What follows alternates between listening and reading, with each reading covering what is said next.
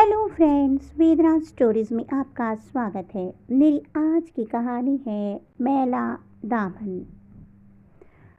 शीला का अंग अंग दुख रहा था। ऐसे लग रहा था कि वह उठ ही नहीं पाएगी। बेरहमों ने कीमत से कई गुना ज़्यादा वसूल लिया था उससे।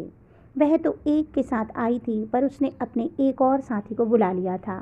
फिर भी दोनों टूट पड़े थे उस पर जानवरों की तरह। वह दर्द से कराहती रही, पर उन लोगों ने तभी छोड़ा जब उनकी हसरत पूरी हो। शीला ने दूसरे आदमी को मना भी किया था, पर नोट फेंक कर उसे मजबूर कर दिया गया था। ये कमबख्त नोट भी कितना मजबूर कर देते हैं। जहाँ शीला लाश की तरह पड़ी थी, वह एक खंडरनुमा घर था जो शहर से अलग था। वह किसी तरह उठी। उसने अपनी साड़ी को ठीक किया और ग्राहकों के फेंके 100-100 रुपए के नोटों को ब्लाउज में खोस कर खंडर से बाहर निकल आई। वह सुनसान इलाका था। दूर पगडंडी के रास्ते कुछ लोग जा रहे थे। शीला से चला नहीं जा रहा था। अब समस्या थी कि घर जाए तो कैसे। वह ग्राहक के साथ मोटरसाइकिल पर बैठकर आई थी। उसे बूढ़ी सास की चिंता थी कि बेचारी उसका इंतजार कर रही होगी। वह जाएगी तब खाना बनेगा, तब दोनों खाएंगी। शीला भी क्या करती, शौक से तो नहीं आई थी इस धंधे में। उसके पति ने उसे तनहा छोड़कर किसी और से शादी कर ली। काश उसकी शादी नवीन के साथ हुई होती। नवीन कितना अच्छा लड़का था। वह उससे बहुत प्यार करता था। वह यादों के गलियारों में भटकते हुए धीरे धीरे आगे बढ़ने लगी। शीला अपने माँ बाप की इकलौती बेटी थी। गरीबी की वजह से उसे 10वीं जमात के बाद पढ़ाई छोड़नी पड़ी थी। उसके पिता नहीं थे। उसकी माँ बस स्टैंड पर ठेला लगाकर फल बेचा करती थी। घर संभालना, सब्जी बाजार में सब्जी लाना और किराने की दुकान से राशन लाना शीला की जिम्मेदारी थी। वह अपनी जिम्मेदारी बखूबी निभाती थी। साइकिल पकड़ती और निकल पड़ती। लोग उसे लड़की नहीं लड़का कहते थे। एक दिन शीला सब्जी बाजार से सब्जी खरीदकर साइकिल से आ रही थी कि मोड़ के पास अचानक एक मोटरसाइकिल से टकराकर गिर गई। मोटरसाइकिल वाला एक खूबसूरत नौजवान था। उसके बाल घुंघराले थे। उसने आंखों पर धूम का रंगीन चश्मा पहन रखा था। उसने तुरंत अपनी मोटरसाइकिल खड़ी की और शीला को उठाने लगा और बोला, माफ़ करना, मेरी वजह से आप गिर गई। माफ़ी तो मुझे मांगनी चाहिए। मैंने ही अचानक साइकिल मोड़ दी थी। शीला बोली, नहीं, ऐसी कोई बात नहीं है। आपको कहीं चोट तो नहीं आई? नहीं, मैं ठीक हूँ। शीला उठकर साइकिल उठाने को हुई, पर उस नौजवान ने खुद साइकिल उठाकर खड़ी कर दी। वह नौजवान अपनी मोटरसाइकिल पर सवार हो गया और स्टार्ट करके बोला, क्या मैं आपका नाम जान सकता हूँ? शीला। और आपका? नवीन। अच्छा, चलता हूँ। इस घटना के 4 दिन बाद फिर दोनों की सब्जी बाजार में मुलाकात हो गई। अरे शीला जी, आप? नवीन चहका, सब्जी ले रही हो? हाँ, मैं तो हर तीसरे दिन सब्जी खरीदने आती हूँ। आप भी आते हैं? नहीं, सच कहूँ तो मैं यह सोचकर आया था कि शायद आपसे फिर मुलाकात हो जाए, कहकर नवीन मुस्कुराने लगा। अगर आप बुरा ना माने तो क्या मेरे साथ चाय पी सकती हैं? चाय तो पीऊँगी, लेकिन यहाँ नहीं। कभी मेरे घर आइएगा, वहीं पिएंगे, कहकर शीला ने उसे घर का पता दे दिया। शीला आज सुबह से नवीन का इंतजार कर रही थी। उसे पूरा यकीन था कि नवीन ज़रूर आएगा। वह घर पर अकेली थी। उसकी माँ ठेला लेकर जा चुकी थी। तभी मोटरसाइकिल के रुकने की आवाज़ आई। वह दौड़कर बाहर आ गई। नवीन को देखकर उसका मन खिल उठा। आइए, आइए ना। नवीन ने शीला के झोंपड़े जैसे कच्चे मकान को गौर से देखा और फिर भीतर दाखिल हो गया। शीला ने बैठने के लिए लकड़ी की एक पुरानी कुर्सी आगे बढ़ा दी और चाय बनाने के लिए चूल्हा फूंकने लगी। रहने दो, क्यों तकलीफ करती हो? चाय तो आपके साथ कुछ पल बिताने का बहाना है। आइए, पास बैठिए, कुछ बातें करते हैं। दोनों बातों में खो गए। नवीन के पिता सरकारी नौकरी में थे। घर में माँ, दादी और बहन से भरा पूरा परिवार था। वह एक दलित नौजवान था और शीला पिछड़े तबके से ताल्लुक़ रखती थी। पर जिन्हें प्यार हो जाता है, वह जाति धर्म नहीं देखते हैं। इस बात की खबर जब शीला की माँ को हुई, तब उसने आसमान सिर पर उठा लिया। दोनों के बीच जाति की दीवार खड़ी हो गई। शीला का घर से निकलना बंद कर दिया गया। शीला के मामा जी को बुला लिया गया और शीला की शादी बीड़ी खाने के मुनीम श्यामलाल से कर दी गई। शीला की शादी होने की खबर जब नवीन को हुई तो वह तड़प कर रह गया। उसे अफसोस इस बात का रहा कि वे दोनों भाग कर शादी नहीं कर पाए। सुहाग रात को ना चाहते हुए भी शीला को पति का इंतजार करना पड़ रहा था। उसका छोटा परिवार था। पति और उसकी दादी माँ बाप किसी हादसे का शिकार होकर गुजर गए थे। श्यामलाल आया तो शराब की बदबू से शीला को घुटन होने लगी, पर श्यामलाल को कोई फर्क नहीं पड़ना था, न पड़ा। आते ही उसने शीला को ऐसे दबोच लिया मानो वह शेर हो और शीला बकरी। शीला सिसकने लगी। उसे ऐसा लग रहा था जैसे आज उसकी सुहागरात नहीं, बल्कि वह एक वहसी दरिंदे की हवस का शिकार हो गई हो। सुबह दादी की अनुभवी आंखों ने ताड़ लिया कि शीला के साथ क्या हुआ है। उसने शीला को हिम्मत दी कि सब ठीक हो जाएगा। श्यामलाल आदत से लाचार है पर दिल का बुरा नहीं है। शीला को दादी माँ की बातों से थोड़ी राहत मिली। एक दिन शाम को श्यामलाल काम से लौटा तो हमेशा की तरह शराब के नशे में धुत था। उसने आते ही शीला को मारना पीटना शुरू कर दिया। बेहया, तूने मुझे धोखा दिया है। शादी से पहले तेरा किसी के साथ नाजायज संबंध था। नहीं नहीं, शीला रोने लगी, ये झूठ है। तो क्या मैं गलत हूँ? मुझे सब पता चल गया है, कहकर वह शीला पर लातें बरसाने लगा। वह तो शायद आज उसे मार ही डालता अगर बीच में दादी ना आई होती। श्याम, तू पागल हो गया है क्या? क्यों बहू को मार रहा है? दादी, शादी से पहले इसका किसी के साथ नाजायज संबंध था। चुप कर, दादी माँ ने कहा। तो श्यामलाल खिसिया कर वहाँ से चला गया। बहू, ये श्यामलाल क्या कह रहा था? तुम्हारा किसी के साथ? नहीं दादी माँ, यह सब झूठ है।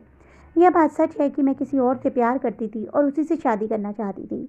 मेरा विश्वास करो दादी, मैंने कोई गलत काम नहीं किया। मैं जानती हूँ बहू, तुम गलत नहीं हो। समय आने पर श्याम भी समझ जाएगा। और एक दिन ऐसी घटना घटी जिसकी कल्पना किसी ने भी नहीं की थी। श्यामलाल ने दूसरी शादी कर ली थी और अलग जगह रहने लगा था।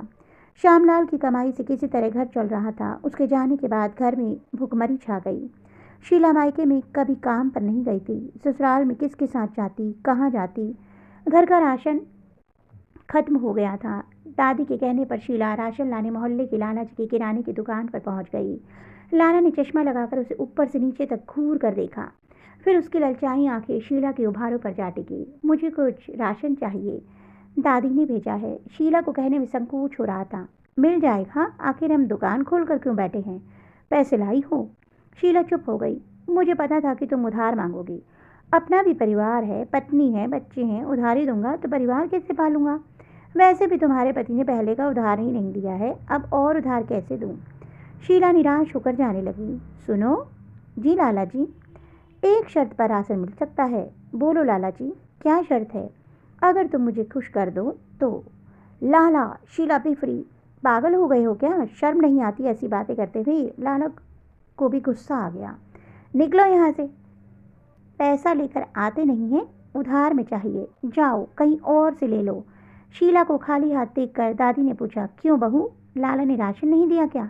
नहीं दादी, मुझसे अब भूख और बर्दाश्त नहीं हो रही है बहू। घर में कुछ तो होगा, ले आओ। ऐसा लग रहा है मैं मर जाऊंगी। शीला तड़प उठी। मन ही मन शीला ने एक फैसला लिया और दादी माँ से बोली, दादी मैं एक बार और कोशिश करती हूँ, शायद इस बार लाला राशन दे दे। लाला, तुम्हें मेरा शरीर चाहिए ना? अपनी इच्छा पूरी कर ले और मुझे राशन दे दे। लाला के होठों पर कुटिल मुस्कान तैर गई। यह हुई ना बात। लाला उसे दुकान के पिछवाड़े में ले गया और अपनी हवस मिटाकर उसे कुछ राशन दे दिया। इसके बाद शीला को जब भी राशन की ज़रूरत होती वह लाला के पास पहुंच जाती। एक दिन हमेशा की तरह शीला लाला की दुकान पर पहुंची, पर लाला की जगह उसके बेटे को देखकर ठिठक गई। क्या हुआ? अंदर आ जाओ। लाला जी नहीं है क्या? पिताजी नहीं है तो क्या हुआ? मैं तो हूँ ना। तुम्हें राशन चाहिए और मुझे उसका दाम, इसका मतलब? मुझे सब पता है, कहकर शीला को दुकान के पिछवाड़े में जाने का इशारा किया। अब तो आए दिन बाप बेटा दोनों शीला के शरीर से खेलने लगे। इसकी खबर शीला के मोहल्ले के एक लड़के को हुई तो वह उसके पीछे पड़ गया। शीला बोली, पैसे दे तो तेरी भी इच्छा पूरी कर दूं। यहीं से शीला ने अपना शरीर बेचना शुरू कर दिया। एक से दूसरे, दूसरे से तीसरे, इस तरह से वह कई लोगों के साथ सोकर दाम वसूल कर चुकी थी। उसकी दादी को इस बात की खबर थी, पर वह बूढ़ी जान भी क्या करती। शीला अब यादों से बाहर निकल आई थी। दर्द सहते लंगड़ाते हुए वह भीड़ भाड़ वाले इलाके तक आ गई थी। उसने रिक्शा रोका और बैठ गई अपने घर की तरफ जाने के लिए। एक दिन हमेशा की तरह शीला चौक में खड़े होकर ग्राहक का इंतजार कर रही थी कि तभी उसे किसी ने पुकारा, शीला। शीला ग्राहक समझकर पलटी, लेकिन सामने नवीन को देखकर हैरान रह गई। वह अपनी मोटरसाइकिल पर था।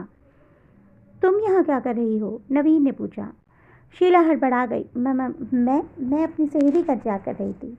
शीला, मैं तुमसे कुछ बात करना चाहता हूँ। बोलो। यहाँ नहीं, चलो कहीं बैठकर चाय पीते हैं, वहीं बात करेंगे। शीला नवीन के साथ नज़दीक के एक रेस्टोरेंट में चली गई। शीला नवीन ने बात की शुरुआत की। शीला, नवीन ने बात की शुरुआत की। मैंने तुमसे शादी करने के लिए अपने माँ पापा को मना लिया था, लेकिन तुम्हारे परिवार वालों की नापसंद के चलते हम एक से होने से रह गए। नवीन, मैंने बहुत कोशिश की थी, लेकिन हम दोनों के बीच जाति की एक मजबूत दीवार खड़ी हो गई थी। खैर, अब इन बातों का कोई मतलब नहीं। वैसे तुम खुश तो हो ना? क्या करता है तुम्हारा पति? कितने बच्चे हैं तुम्हारे? शीला थोड़ी देर चुप रही, फिर सिसकने लगी। नवीन, मेरे पति ने दूसरी शादी कर ली है। शीला ने अपनी आप बीती सुना दी।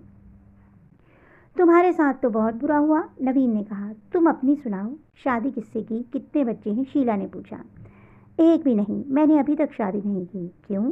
क्योंकि मुझे तुम जैसी कोई लड़की नहीं मिली। शीला एक बार फिर तड़प उठी। शीला, मेरी जिंदगी में अभी भी जगह खाली है। क्या तुम मेरी पत्नी? नहीं नवीन, यह मुमकिन नहीं है। मैं पहली वाली शीला नहीं रही। मैं बहुत गंदी हो गई हूँ। मेरा दामन मैला हो चुका है। मैं तुम्हारे लायक नहीं रह गई हूँ। मैं जानता हूँ कि तुम गलत राह पर चल रही हो, पर इसमें तुम्हारा क्या कसूर है? तुम्हें हालात ने इस रास्ते पर चलने को मजबूर कर दिया है। तुम चाहो तो इस राह को अभी भी छोड़ सकती हो। मुझे कोई जल्दी नहीं है। तुम सोच समझकर जवाब देना। इसके बाद नवीन ने चाय के पास काउंटर पर जमा चाय के पैसे काउंटर पर जमा किए और बाहर आ गया। शीला भी नवीन के पीछे हो ली। नवीन ने मोटरसाइकिल स्टार्ट करके कहा, मुझे तुम्हारे जवाब का इंतजार रहेगा। उम्मीद है कि तुम निराश नहीं करोगी, कहकर नवीन आगे बढ़ गया। शीला के पैर जमीन पर नहीं पड़ रहे थे। उसने तो सपने में भी नहीं सोचा था कि वक्त उसे दलदल से निकलने का एक और मौका देगा। तभी शीला आगे बढ़ी ही थी कि एक नौजवान ने उसके सामने अपनी मोटरसाइकिल रोक दी। चलेगी क्या? हट पीछे, नहीं तो चप्पल उतार कर मारूंगी, शीला गुस्से से बोली और इठलाती इतराती अपने घर की तरफ बढ़ गई। तो दोस्तों, आपको मेरी कहानी कैसी लगी कमेंट बॉक्स में अवश्य बताइएगा। अगर कहानी अच्छी लगी हो तो कहानी को लाइक करना मत भूलिएगा। जल्दी ही ऐसी अन्य रोचक कथाओं के साथ आपको मिलूंगी। तब तक के लिए बाय बाय।